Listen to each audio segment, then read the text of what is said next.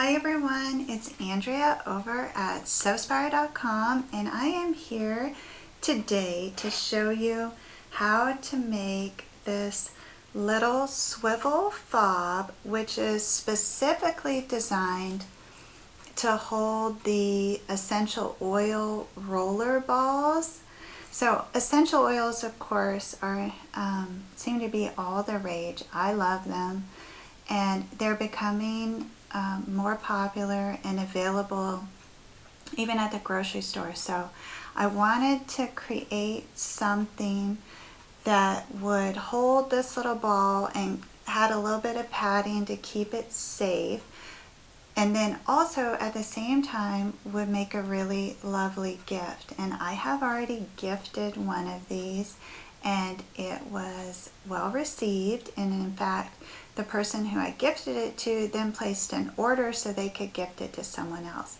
So I want to focus the next, I don't know how many weeks are until Christmas here, but we probably have 4, 5, 6, 7, 8, about 8 weeks until Christmas. So I make a new tutorial on average once a week, and between now and Christmas we'll just be focusing on holiday gifts. So I think that'll be fun. They'll be little easy to sew projects. So if you have some ideas, go ahead and comment and let me know what those are. I do have a few projects in mind, but I'm happy to fulfill your requests if I can. Okay, but before we get started on this sweet little project, I want to say congratulations to Barbara Clapp. You are the lucky winner of the PS I Love You Tote Bag that we made in the last tutorial. So Barbara, I'm going to send you an email. If you'll just reply to that with your shipping address, I will get your tote bag right out in the mail to you. So now, shall we get started on this great little project? For this project, you're going to need a 2.5 inch strip of cotton quilt weight fabric.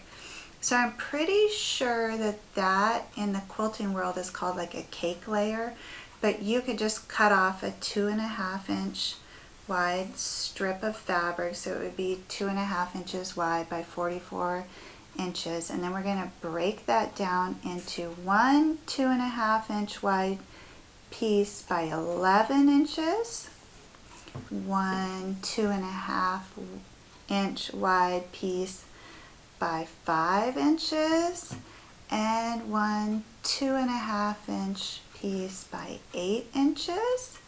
Then you're going to need a 1 inch swivel fob, and the 1 inch is the actual part here where the fabric will slide through.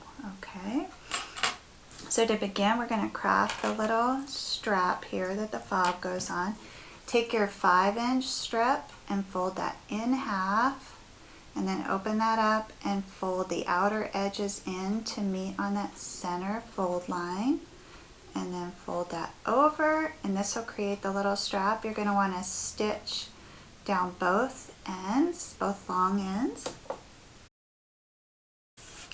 Okay, and then take that finished strap and slide that onto the fob, and then fold that in half and stitch that closed at the bottom.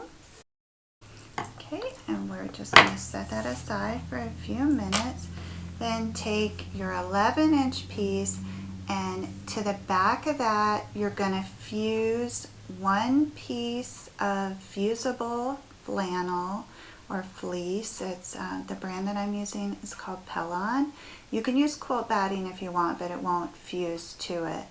And that piece of fusible fleece is 5 inches by 2.5 inches, and you're going to leave a 1/2 inch at the top.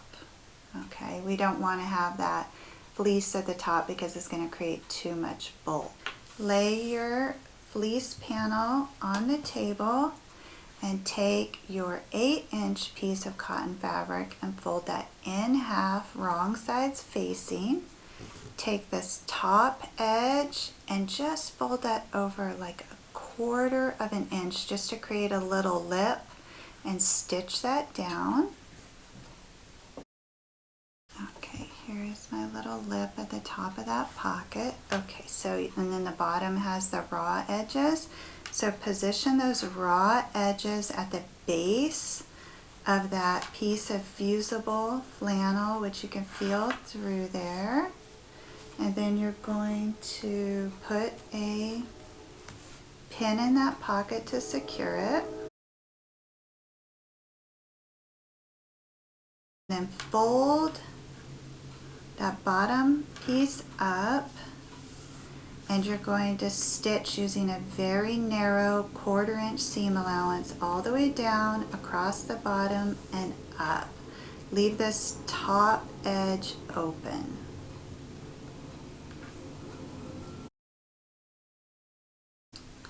Okay, I've stitched all the way around, and now I just want to even further reduce that seam allowance there and just trim off all that excess. You have to be careful, of course, because you don't want to cut too close to that stitch line, but you don't want to have any bulk when you're flipping this around. Alright, now keep in mind that pin is inside of there, and start gently turning this around. And as soon as you're able, go ahead and get that pin out of there. Now this is where a little stick might come in handy for you, especially to poke out the corners. So I have one here that came with a package of batting, but a chopstick works good too. Okay, so you're just going to use that little stick to poke out those corners really good. And then you're going to want to head over to the iron and press this nice and flat. And then after you get that pressed nice and flat, go ahead and fold that top edge in that 1/2 inch so it rests nicely against that fusible fleece, and just press that down. Okay, I've got this pressed nice and tidy. You can see the pocket is right there, and that top edge has been folded in and pressed. Now I'm going to take the key fob and tuck those raw edges inside of there, almost all the way to that actual fob bar. And you want to center it, of course. And then you're going to stitch across that with a narrow top stitch and secure the fob in place, and then go ahead and move all the way around the edge, and that'll give it a nice finished look.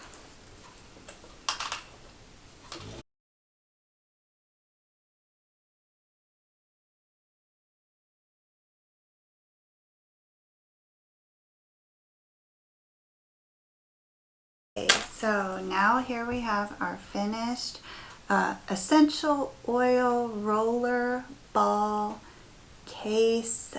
The name is a little tricky on this one, but it is designed to hold the essential oil roller bars. However, if you're not into essential oils, you can also use it to hold your lipstick or chapstick or anything else similar size.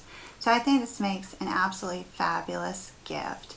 Again, as mentioned, we're just going to be focusing on small, sweet gifts like this through the end of the year. So if you have any special requests, please let me know in the comments, or you can reach out to me on the Sewspire Facebook or Instagram page. One more congratulations to Barbara Clapp.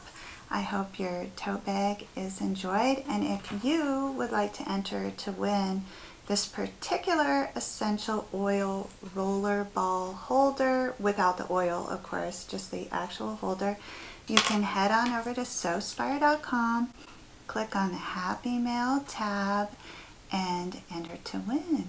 So I will be back next week with another inspired sewing project. Then please know the creative genius in me celebrates the creative genius in you.